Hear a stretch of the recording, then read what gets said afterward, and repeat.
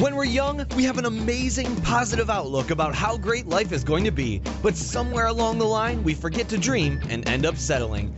Join Up Dots features amazing people who refuse to give up and chose to go after their dreams.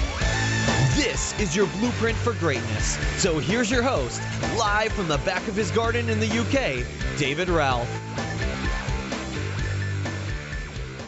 Yes, hello there. Good morning, world. Welcome to the new batch. Yes, it's episode 101. We're leading up to 200 and 500. I think the first 100, I'll be honest, I think have been pretty good. But from now on, they're going to get even better. And we've got a lady on the first show of the next batch that is going to blow everything to the highest levels possible. She is a lady who's been on a harrowing journey of hitting absolute rock bottom and then finding her way back to the top. At the end of 2008, her life had spiraled out of control as she battled every day with alcohol addiction, food issues and suicidal depression. She was in a mess and could not have been lower. Trying everything she possibly could to pull herself up and get herself going, she fell time and time again. Nothing worked for her, and she was lost.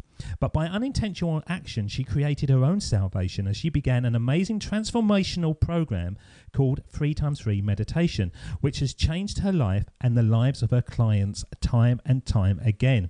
From weight loss and banishing addictive cravings to reconstructing relationships, this easy and yet incredibly effective method has caught the attention and support of people like Jack Canfield and Bruce Lipton, among others, and of course the media.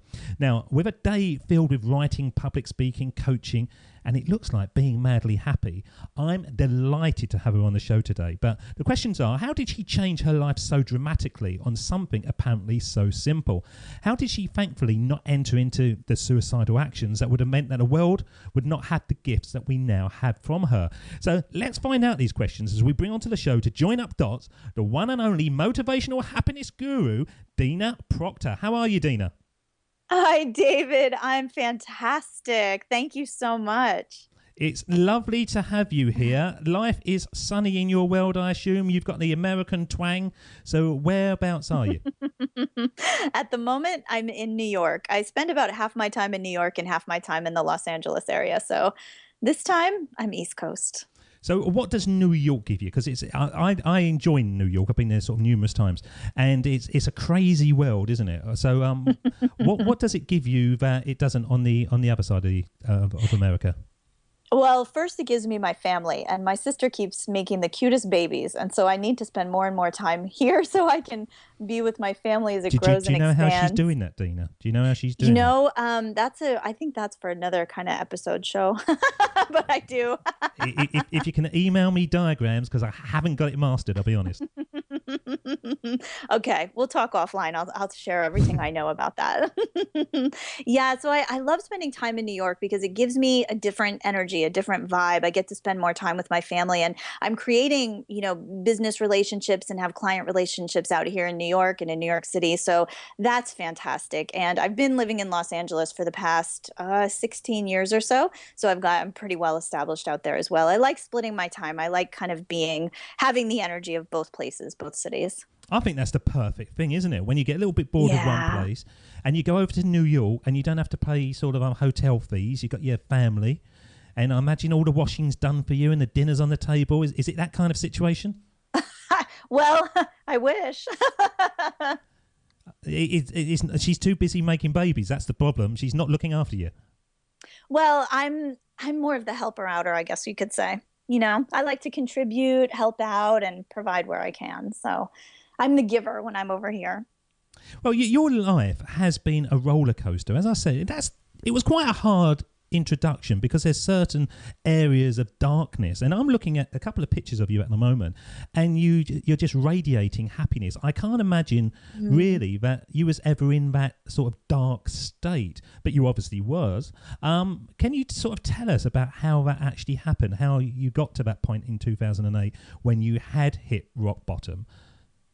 Oh, yeah, absolutely. Well, I had always felt, even when I was younger, when I was in high school, I felt like I was different from other people, from other kids, from other people my age. I would spend time with people and it would feel like they were genuinely happy. And having fun in school and having good relationships with people. And there always felt like there was something missing inside of myself. And I know when I was younger, I don't come from an unhealthy family. Like nothing in particular was really wrong with my childhood, but I was kind of a perfectionist and one of those little kids that carries the weight of the world on her shoulders. And so I just felt like there was this emptiness, this kind of void. And, I went off to college and then I moved out to California and I thought, what if I start helping people? That might help me kind of help myself. And I was realizing that even though I was doing nonprofit work and, into the years of my nonprofit work, I was traveling to Africa and I was traveling to South America and I was doing all of this great work around the world and it wasn't filling whatever this void was inside of myself. So I started going to counseling and therapy, and I was diagnosed that I was clinically depressed. I had a diagnosis called major depressive disorder, and I would have such inability to get out of bed in the mornings. It would be really hard for me to just be able to muster the energy to get through the day. And largely because I was so kind of perfectionist, I didn't want anyone to know what I was going through. So at work and my friendships, nobody who didn't, people that didn't live with me, my roommates or the people I was dating, even knew that I was struggling with this kind of black hole inside of myself. And throughout my 20s, I'm in my later 30s now, but throughout my 20s, in that clinical depression diagnosis, I felt like I tried to change everything about my life to try and make it better. Oh, if I just meet the one and get married, that'll fix me. Or, oh, if I just find the right job, that'll be what I need. Or I just need an apartment where I live alone and have plenty of space. And then I would get lonely and say, you know what, I just need to live with friends. That'll fix me. And I spent, 10 or 12 years really, kind of around trying to fill that, trying to change different things to make myself happy. None of it worked because what I was doing, I can see, connecting the dots looking backwards now, I can see what I was doing was I was moving and changing circumstances, people, and conditions, but I was taking myself with me. There was inner work that needed to be done that I wasn't doing because I didn't even know what was really wrong. And towards my late 20s is when I fell into my alcohol addiction. And I fell into it pretty quick. It started as a bit of a party lifestyle. And then I would feel like I needed a drink to get out of bed in the morning. And then it would be I would have to drink during my lunch breaks. And it took me down pretty quickly. But for a couple of years, I had constant alcohol in my bloodstream while I was at work, in the night, just always with alcohol. It was the only thing that was soothing this growing feeling of desperation that was inside of myself. And once I started becoming addicted to alcohol, I started kind of morally deteriorating, for lack of a better term. Like I started stealing money. I was using people. I was lying to everybody that I knew because I was trying to cover up my addiction and my behavior and, what I felt like I was becoming. And I reached a point where I had just done one too many things that I hated myself for. And that's when I seriously started considering and planning a date to take my own life, because I couldn't live with who I was becoming. I felt like I had tried everything to fix it, medications, therapies, different cities, different jobs, different boyfriends. Nothing I could think of was working. And I just wanted out. So that's where we led up to the that end of 2008 was kind of that's where I was. That was my reality. It's a fascinating story. I've spoken to so many people, and particularly the sort of life coaches that have all got to, well, not all, that's a sweeping statement, but many of them have got to this very dark point in their life when they've told me that they were actually considering suicide. And fortunately, none of them have done it. But interestingly, many of them look back at that darkest moment, that realization that was the moment to change. That was the moment. Mm-hmm. And a lot of them have said to me, it was my worst day and my best day ever, the day that I tried to commit suicide. Fortunately, it didn't happen, and they're still with us today providing their gifts. Would you say that had some kind of relevance to your life? Oh my gosh, I can emotionally feel that energy when you speak of it that way, because when you hit rock bottom, there's nowhere to go. You're either going up or you're going out. And so it's just this final place where you need to surrender everything you've tried to do and reach out for help from powers greater than yourself, from other people, and really learn. That was my biggest lesson was to let go of everything I thought I knew of how to fix myself and what the problem was and how to deal with this stuff, and listen to someone else, kind of guide me through to get my own help and my own healing, to let go of things going my way, my way to figure it out, my limited mind and vision and brain being able to do this. And so I would say surrender is the word that really emotionally describes the process that I went through after hitting rock bottom. I didn't go out, I didn't go through with the suicide, but I did start going up. And only at that moment of just complete release and letting go, that's when everything started to change. I find it fascinating, that phrase rock bottom, because I've never had any darkness, blackness in my life at all. My life has just been pleasantly rainbows all the time, and I feel kind of almost guilty in some way that I haven't had that contrast, but I just kind of float through life and things generally come out well for me. So how do you know that it is rock bottom? Do you know it at the time, or is it only when you look back you can go, no, that actually, it didn't get any worse than that was my rock bottom? I think in looking back, because the first time I hit rock bottom was when I chose to take my own life, and I was going to make it look like an accident, an overdose, whatever. And then because I had entered an addiction recovery program by a bunch of synchronicities coming together. And I started telling people, that I had planned my suicide and I didn't go through with it. And I, again, morally sold out, didn't stick with the addiction recovery program, and once again thought about suicide. But because I had admitted my plan to everybody and it would no longer look like an accidental overdose, I couldn't, for some reason, it looking like a suicide, I couldn't go through with that, because I felt like it would devastate, my friends and my family and all of that. Like if it looked like it was an accident, I could be okay with doing it.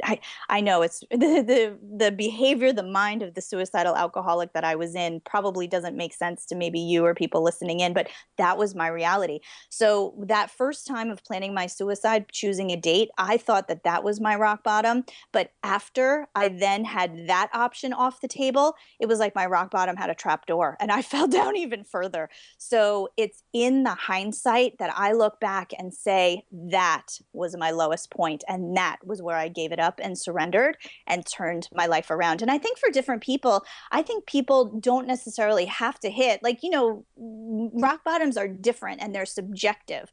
So my rock bottom might be very different from another person who has had the same situation, maybe very different, but has hit a point in their life where they just couldn't do it their way anymore, absolutely surrendered, gave up, needed, trying to figure it out on their own, and getting help from either the power, peace, and wisdom source inside of themselves, that higher power, or from other human beings who can, help them cultivate that relation to that inner source of power, peace, and wisdom, because that's where healing comes from, is being able to uncover and access that, kind of inner higher power. So it's a spiritual journey, I spoke to a chap on episode 83, episode 83, called How Elrod. And he's a kind of motivational, he's the morning coach, the miracle morning he's created, where he believes if you set your first hour up right, your whole life pretty much takes care of itself. And he was saying to me that he had two rock bottoms. One of them, you would think would be the worst one, was when he was hit head on by a drunk driver and he was dead for 6 minutes. And when they sort of got him back, he was in a coma for 11 days and he was all broken up and beaten up and as you can imagine. And you would say, you can't get any worse than that. That's got to be rock bottom, you're dead. But he actually says a little bit later, when his life started to recover and he was doing really well for himself, it suddenly went into spiral again. And when he'd had sort of success and he'd worked so hard to get himself up and going, and then suddenly everything was going wrong, he actually said emotionally that was a bigger rock bottom, because he didn't have the sort of the balance of understanding how to do it again. He'd already pulled himself up once, and when it started going down the second time, it was like, I really need help. And he called out to one of his mates, and his mates actually said to him, what you need to do is exercise. Are you exercising? And he was saying, well, no, I'm not. I'm too busy. I'm working at my job and I've got these clients and they're all leaving me and all this kind of stuff. And he was saying, no, exercise is the thing. And it struck me, as many people that I speak to, I'm very unhealthy. I really am. I sit on a seat all day and I go for the occasional walk and a beer and a curry. And I'm kind of fortunate, but I'm naturally slim. But do you see with your clients and yourself, is there a reason to get your body and your mind right that can have lasting effects for so many people who at this moment might be listening to us, having those same doubts, having those same fears, having those same thoughts that you had? Is there ways that you can actually, drag yourself up, or do you always need to have the help of somebody else? That's a really good question. I think for me, I don't know if I could have done it without somebody else's help. I was just at such a point of weakness. And for me, it was like this this kind of loosening of my own pride that I finally had to admit that I had a problem. So my being able to admit to another human being what I was struggling with was hugely healing and empowering for me. I don't necessarily think that it has to be with the help of another person. I believe there are people who have gone through and been able to contact, like I was saying, I don't mean to sound uber woo-woo by saying this kind of spiritual healing, but there really is there's that higher source, even if you think of it as your intuition, that guidance within ourselves that we're all born with. It's the same power that keeps us, alive while we're sleeping. It's the same power that while I'm talking with you, I forget that I'm breathing, but my body is taking care of it and has designed my body. I didn't design my body, and yet here I am animating it, inhabiting it, enjoying my life in it. So that power is the power that creates the healing. And I am not familiar with anyone off the top of my head that hasn't hit, the people that I know that have gone through the eye of the needle, so to speak, or gone through a hellish time in their life and found their own healing. Everyone I know who's done that has had the help and had the light held by another human being kind of holding the lantern as they found their way on the path. But I would be hesitant to say that it's the only way to do it. It is astonishing, though, isn't it, that there are so many people, and many of them are strangers that you've never, ever met before. But if you reach out to them, they will help you.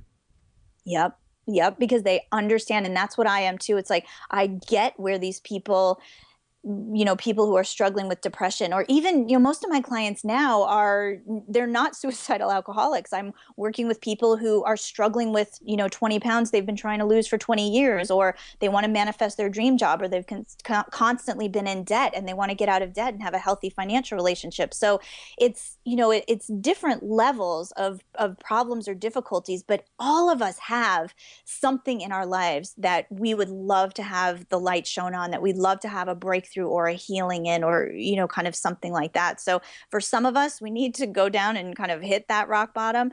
And for others of us, it doesn't have to go that low, but it's not even about having, a trusting relationship because you've known a person for years or a member of the family. It's about you. I have had this experience too. I get what it's like to have extra weight on my body. I get what it's like to have an addiction. I get what it's like to struggle financially, and I can feel and have compassion for where you are. And I also know how to kind of work my way and break through that. So here I can help you. So I get what you're saying. Sometimes it's very interesting, but when you have kind of a common denominator, a common experience, it can create a very strong bond between two people who may not have otherwise met, Did you, are your clients sort of worldwide, or are they very sort of territorial? Are they sort of American based, or do you have people who Skype in and speak to you online? Yeah, most of them are not in LA or New York. I don't meet with and most of my clients I've never even met in person. And I have some in Canada, I have some in the United States, and I've worked with others in Europe and, in Dubai actually too. So it's been a little bit kind of all over the place, but I love working with people in different areas of the world. So how do you overcome that fear of really putting yourself out there? As a life coach, as somebody who has created the 3x3 meditation and is changing people's lives, you've really got to open yourself up to their emotional state of mind, their difficulties, their issues. And I know somebody who is a therapist in this country, and I was at a wedding reception with her, and I was saying, how's it going? And she said, yeah, I'm fine. And she seemed a bit sort of upset. And I said to her, what's the matter? And she said, oh, well, I've been having therapy. And I said, well, hang on, you're a therapist. What you having therapy for? And she was saying, because I deal with people's problems all day, every day, I actually have to find a way of shedding those. Now, with your kind of fractured background, does that make it stronger dealing with these clients because they know that you've been through this, or is it more difficult because emotionally you could be raw? No, it's actually the opposite. It's funny because I get that and I understand why. And I have coaches too. I have a personal coach and I have a business coach. And I believe I will always have a coach. I'm never going to graduate to the place where no one on the planet is going to be as far along as I am. And, so there's always going to be a person further ahead on the road than where I am. And that person may change as years go by, but I'm always going to have a mentor to keep me grounded, stable, accountable. So that's important to me. And I don't think that that's a sign of weakness at all. I think it's for me, it's very, very healthy. It's not a sign of like, I'm open and I need to get filled. It's like, I want to continue to expand. And so that's why I have these teachers around me who continue to grow me. They're not rescuing me anymore. They're growing me from where I currently am to where I have the potential to be. So when I work with my clients, if it was, and I've had days, where clients will have a breakdown on the phone with me or will be going through their own horrible struggle, terrible relationship situation, or, kind of whatever they're going through, or huge depression about their bodies, or a diagnosis, or an illness, or some sort of physical issue.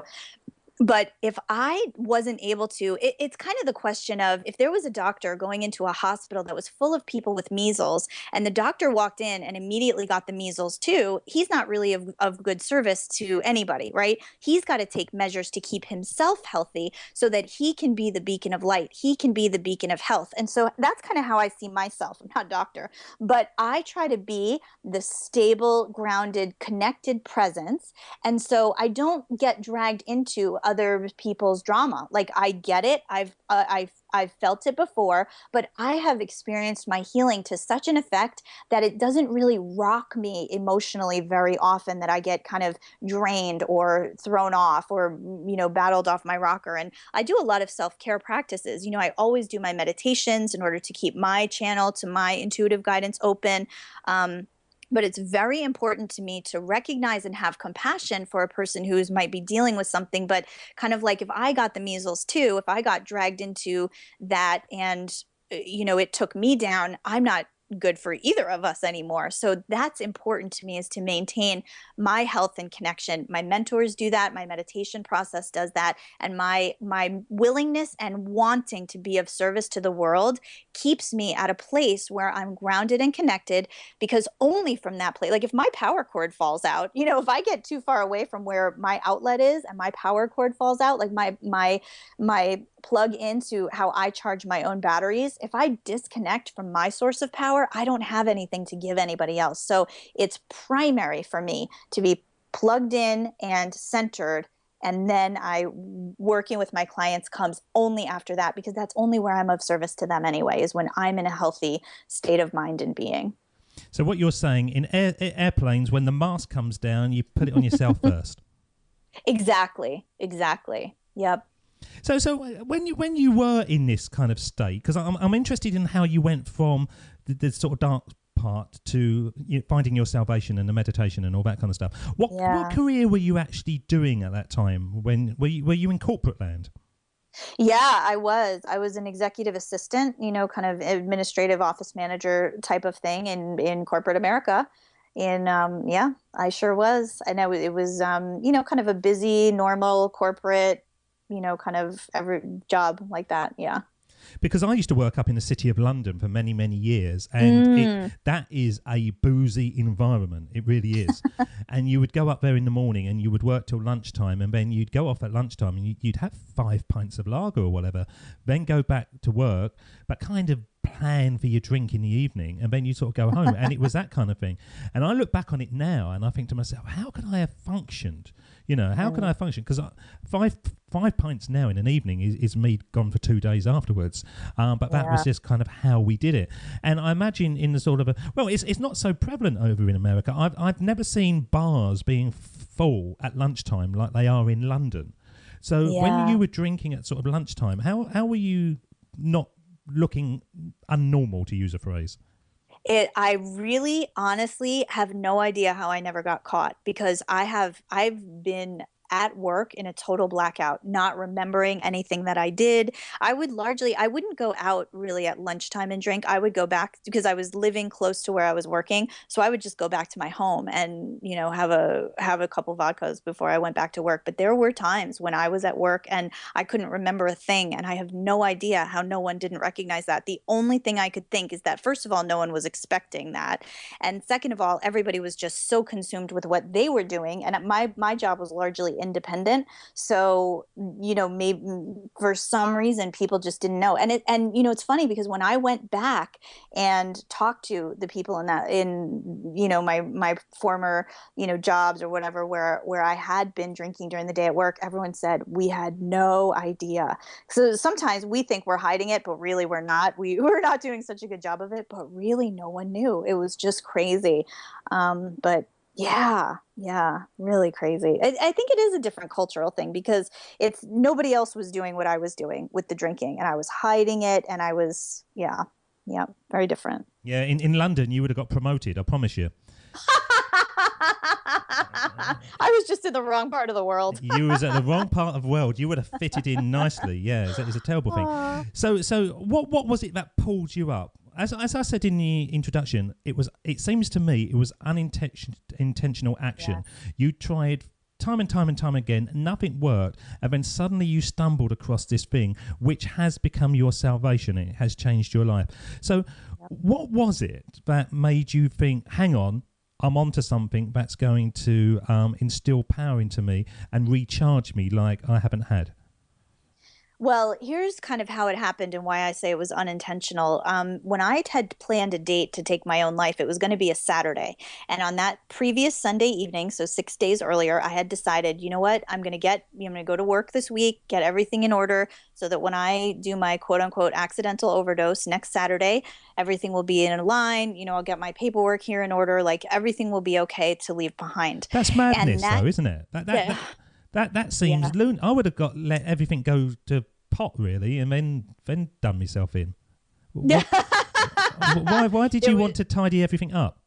Probably because of that perfectionist tendency I had inside of myself, and, you know, a guilt that I only wanted this to affect me. I didn't want to negatively impact anyone else in my life that would have to kind of clean up any mess or tie up loose ends that I would leave behind. So because my life had been, it was always, I'm not the important one. Other people, you know, very codependent type of thing. Everybody else was always more important than me. And so that was probably a contributor, you know, to my depression and being, you know, not valuing myself and having very low self-esteem and self-value and self-worth. So that was my thinking, was I wanted to just get that week, leave it behind so that nobody else would be impacted negatively by my doing this. And because I understand what you're saying too. And I'm not saying that I was of any kind of sound body or mind. I mean, I was a disaster, but that was honestly that was my best thinking at the time. That was my best thinking. But that Sunday night, I didn't think I could make it the next 6 days. I didn't think I could make it till Saturday and, you know, keep organized and keep my stuff together and not tell anybody until then. So what I decided to do, and here's some other great, you know, addictive thinking.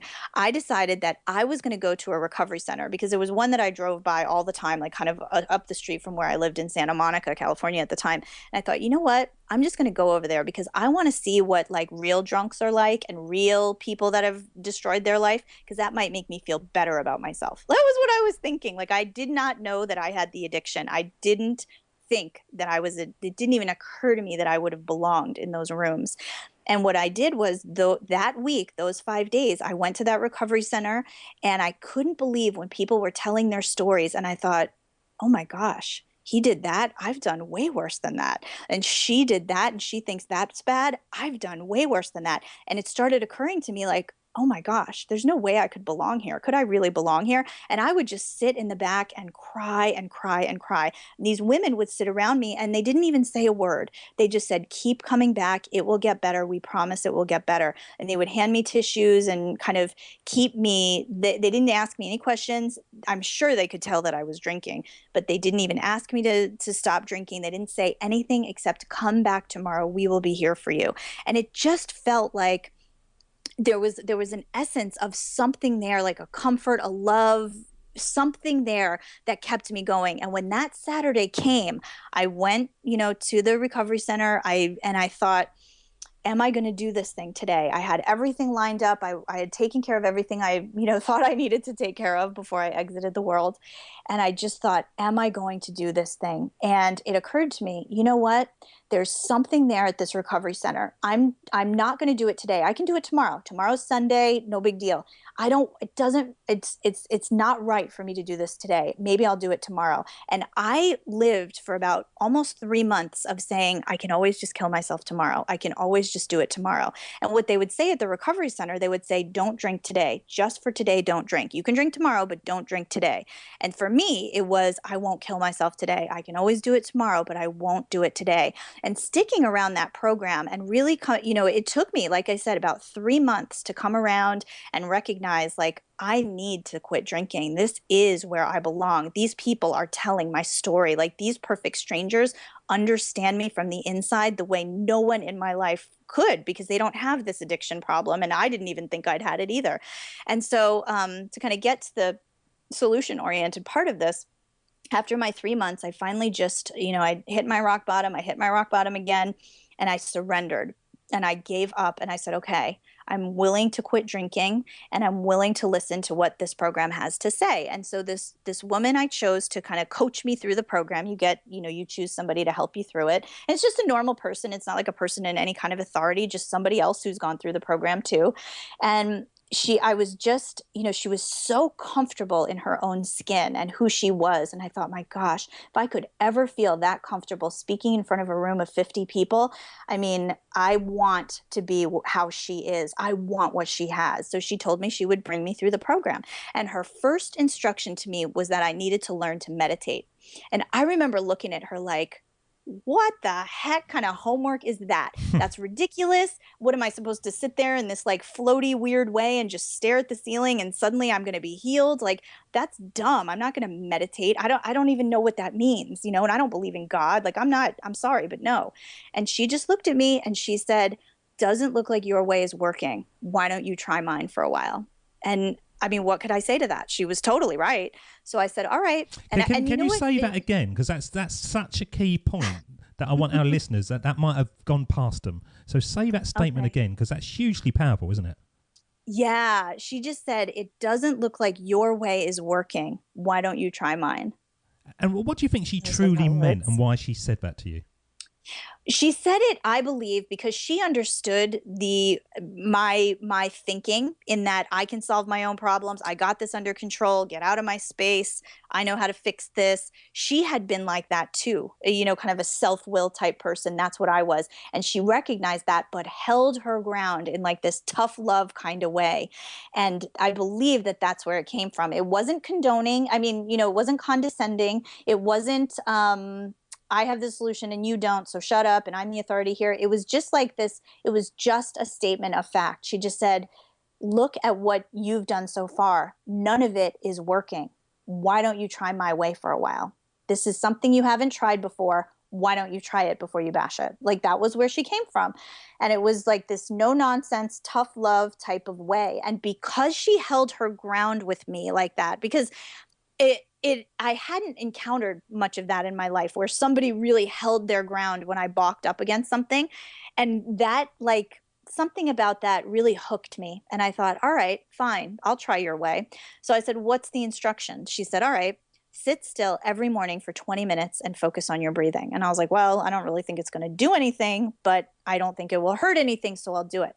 And the first few mornings that I tried to do it, David, I sat down, and at about the after 30 seconds, not even joking, it really didn't take very long at all. I would start to have like shaking, probably because I was still detoxing from the alcohol. My body would start shaking and I would start sweating uncontrollably, like just this reaction from sitting still and letting all these negative thoughts come into my mind because I didn't know how to stop them. And it was physically intolerable for me to sit for longer than 3 minutes. It just became unbearable and I had to get up. I was just shaking, sweating. It was horrible.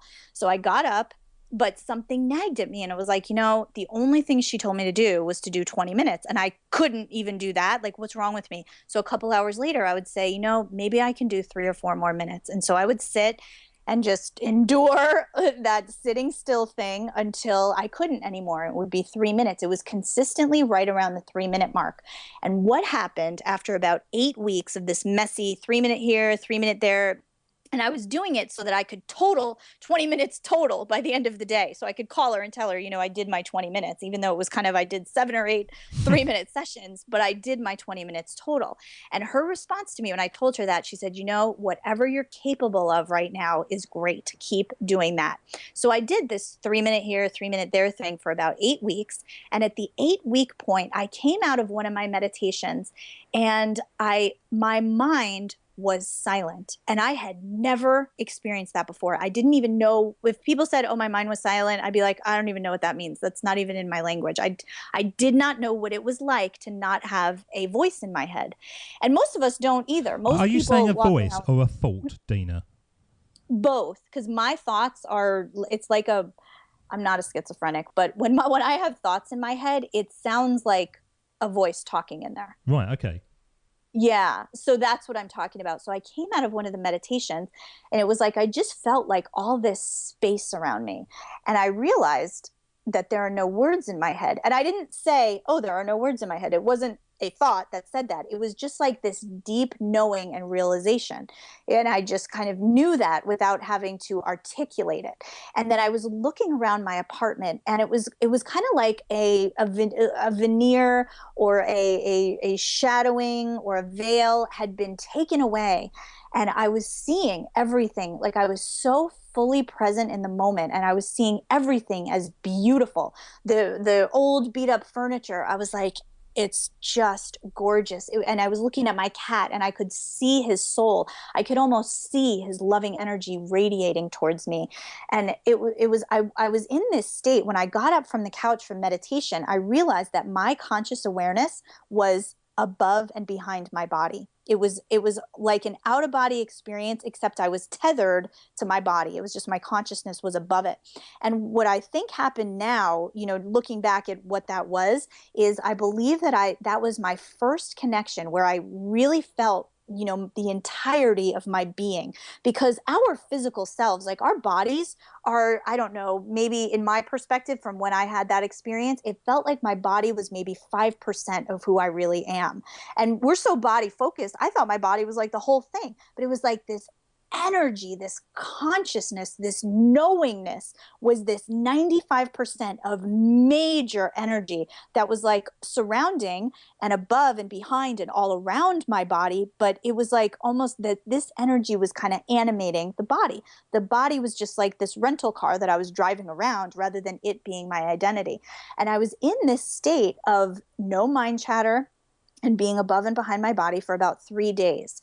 And in those 3 days, in the conversations I had and the experiences I had, like when I was brushing my teeth, it was almost overwhelming how pleasurable it was. It's like this veil had been removed, because when we have mind chatter, it's like we're mildly distracted. Like I've had experiences where I've been in the shower and my hair's wet and I'm like, I can't remember if I shampooed it or not. And it only would have been 2 minutes ago. Like, how do I not remember if I did that? Because I'm so distracted by the thoughts or whatever is going on in my mind.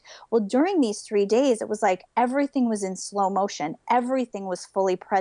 There was nothing wrong with anything. Everything was perfect. I was seeing the soul essence of every human being that I came in contact with.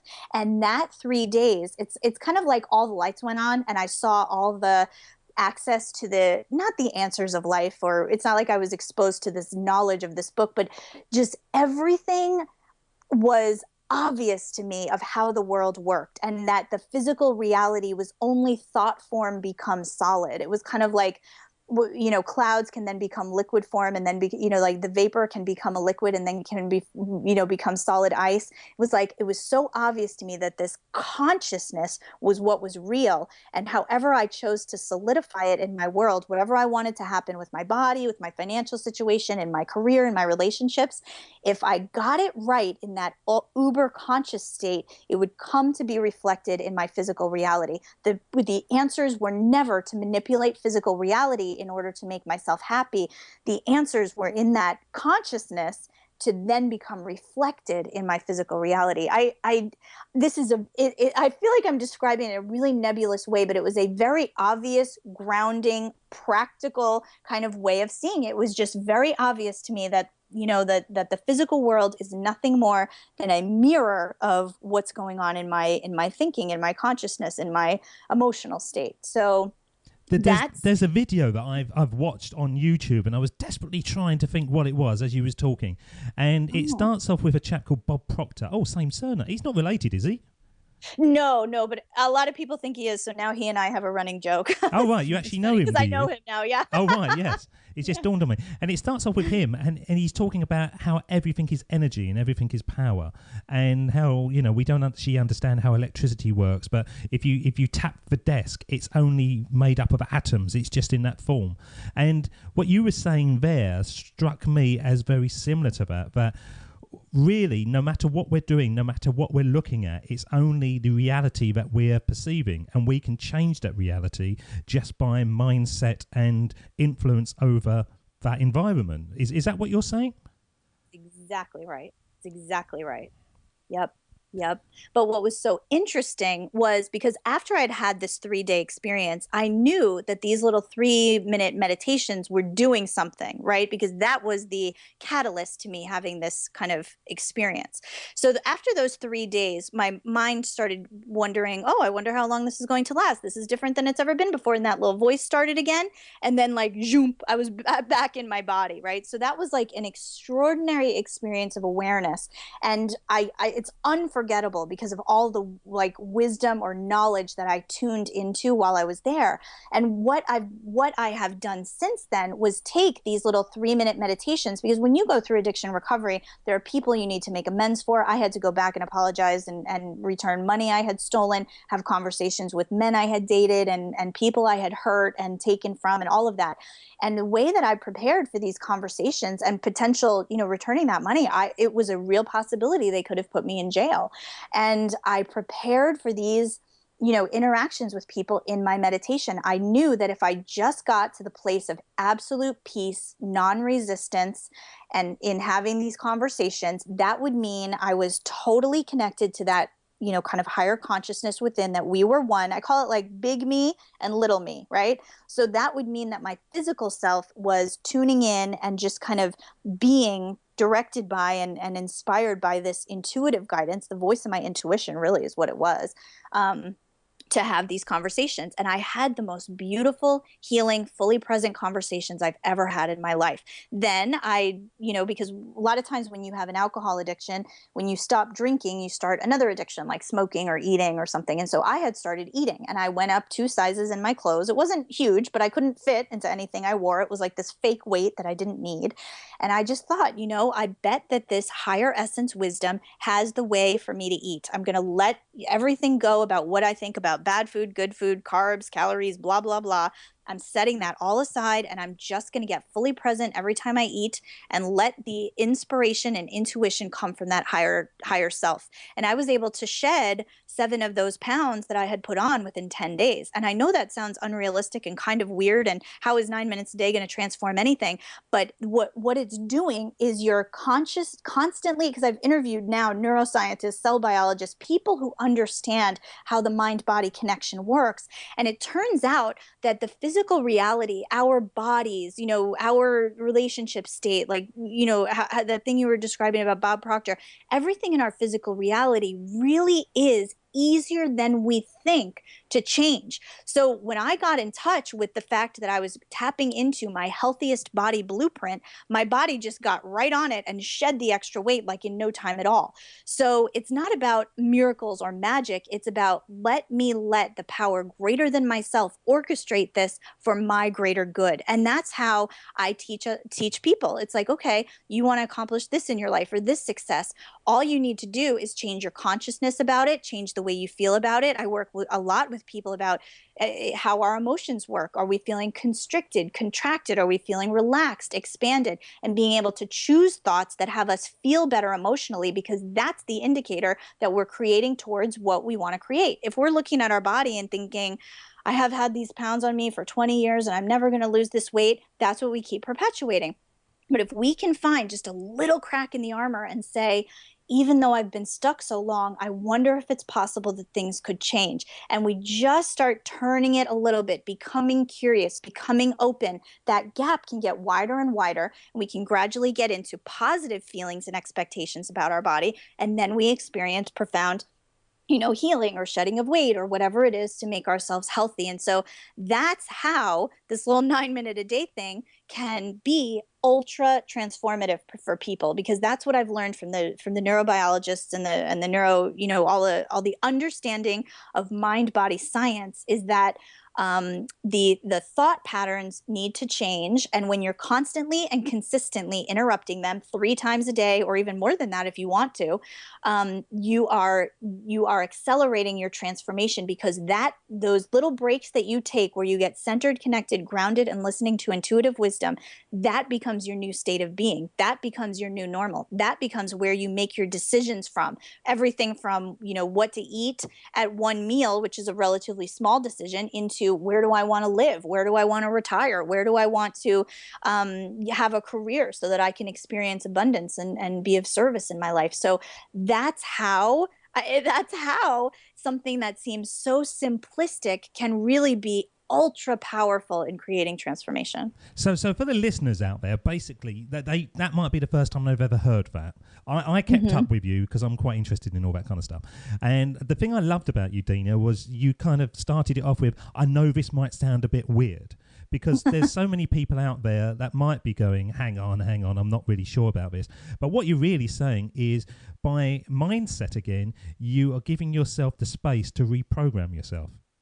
Exactly right. Because when you think about it, our thoughts activate, kind of neural pathways in our brains. You've probably seen, or people listening might know what I'm talking about. When scientists put those connectors with wires, those suction cup things all around your head to measure your brain activity, and then they're shown, images on a screen or images in a movie or something. And it's like we have a measurable reaction. So our thoughts and reactions have an electrical impulse, right? So if we see something like a mom loving a baby, that may activate this kind of loving part of our brain. We have a physical, measurable chemical reaction that the scientist in the other room can chart and measure. And, and if they're shown a disturbing image, another part of the brain reacts. So and that may be more familiar for people to understand, like, okay, I understand, we can see that. So when you know that something that seems kind of nebulous, like a thought, that seems kind of, unconcrete to have a thought, but every thought has a reaction, a measurable chemical, physical reaction in our brain. And what is the function of our brain? To regulate our body. So if we are constantly bombarding ourselves, so if you got your brain waves measured regarding the way you feel about your body, and your attitude towards your body is, I hate my body, it'll never heal, it'll never blah, blah. All of that is chartable, measurable chemical reactions going on in your brain. And when you have those reactions, it's like we introduce a stress level. There's a stress level to that. When we have a stress, whether it's real or imagined, our body does not know the difference. And you can say that, there's been sometimes I've happened to have like a little fear of spiders, right? And sometimes I'll see a little dust thing on the floor and think it's a spider and kind of jump. Well, it wasn't a real spider, but my perception of it was that it was something scary. So I had this stressful, scary reaction, even though the stimulus wasn't real. So it's our perception of the stimulus so if we have a negative perception of our body, or whatever it is, those stress hormones, those negative thoughts create reactions in our bodies, which and then when we have a stress reaction, it creates like a cortisol, which is the stress hormone. Our body goes into kind of a fight or flight, which is very useful if you need to run from a black bear that's on the trail. It's useful to have fight or flight. Or if something terrible happens and you need to like lift a car and have superhuman strength, very powerful to be able to create that, to have those hormones going through our blood that get away from everyday things like digesting food and repairing cells, diverts all attention from that and gets us into we can handle this stressor in front of us.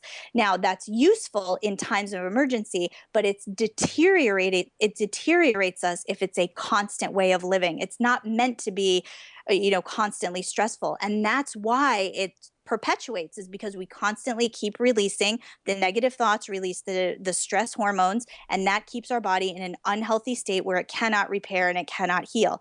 That's why it's important to begin thinking more positively, not in a fakey nicey way, but just in a what if it's possible way. Things haven't moved for a while, but I bet I can find an example of someone who's like me, who's been able to accomplish it. If I can find that, maybe it can happen for me too. I don't have any guarantees, but I'm just curious. I'm a little bit open. I'm 1% open, and I used to be 0% open. Even that little improvement, because it's like rungs of a ladder. When you want to heal your thinking, you can't start just fakey thinking nicey stuff and it's all going to transform, because it's incongruent. It feels fake. It feels unrealistic. And we need to work with that within ourselves. And so just choose something that feels a little bit better, a little bit better. Try that for 7 days within, 3 times a day, getting into that place of, even though I've been stuck, I wonder if it's possible. After 7 days, evaluate. You know what? I do feel like I used to be stuck, but I kind of feel more like there might be something possible here. Let me see where this goes. Commit to another 7 days of maybe a thought that feels a little bit better than that. And in doing so, you rewire your brain. The synapses fire in a different way. The hormones that are released are different. The reactions that the brain sends, because the brain sends the signals to the cells of the body on what to do and how to do this and what to repair and what to, So the better that we start thinking, the better we start feeling. And the feeling is the way that we know that things are physically changing in our body. I'm not a scientist. I can't guarantee that everything I'm saying is like, it's like my best understanding of how this happens in like the simplest terms I can find. Well, it's this show is all about hope. It's all about trust. It's all about faith. Yeah. It's not about scientific fact. I have conversations on a daily basis with people, and it's purely their opinions. And your opinion there, it comes at us. It was like a tsunami. I was being flooded by your passion then. And it was almost like, I felt like saying, calm down, Dina. But it's great that you were so excited about it as well. And all the time, as I was listening to you, I was thinking to myself, normally I play a speech by Steve Jobs. And I was thinking, is this right in this conversation to be playing his iconic 2005 speech? Because to me, it sounds like you didn't really have a leap of faith. You didn't have a moment when you decided to take action, trust, faith, and like people generally do. It almost seems like you've been pulled onto a path that by tiny little things occurring, ultimately it's dragged you into a better place. But I'm going to play it anyway, just because I'm fascinated to hear your spin on it and see whether you do think I'm wrong and it is actually relevance to your life. So this is Steve Jobs. Of course, it was impossible to connect the dots looking forward when I was in college, but it was very, very clear looking backwards 10 years later. Again, you can't connect the dots looking forward. You can only connect them looking backwards. So you have to trust that the dots will somehow connect in your future.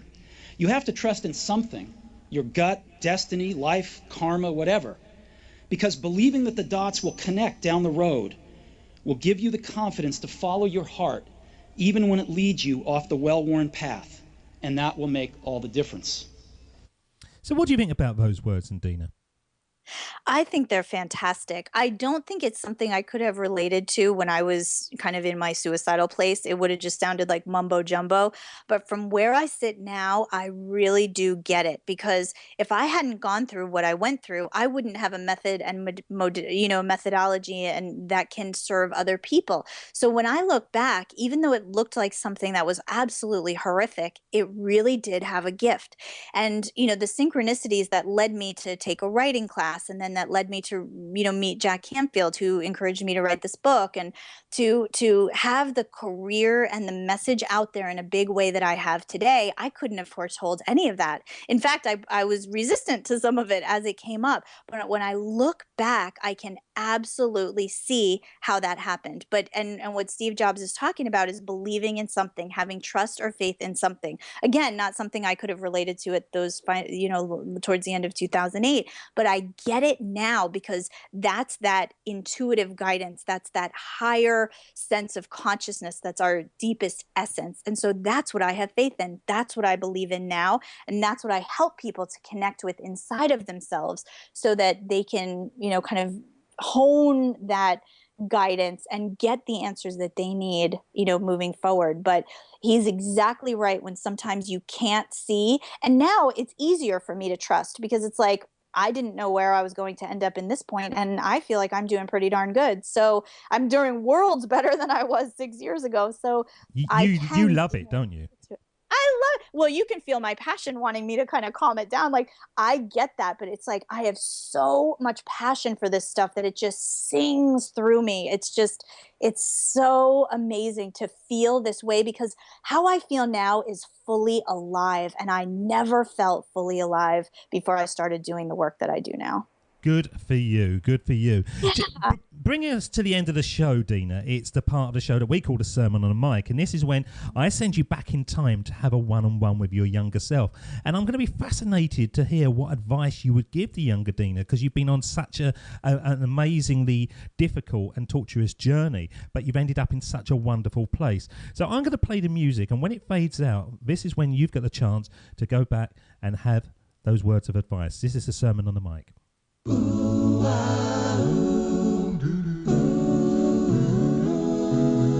here we go with the best bit of the show, the Sermon on the Mic, the Sermon on the Mic.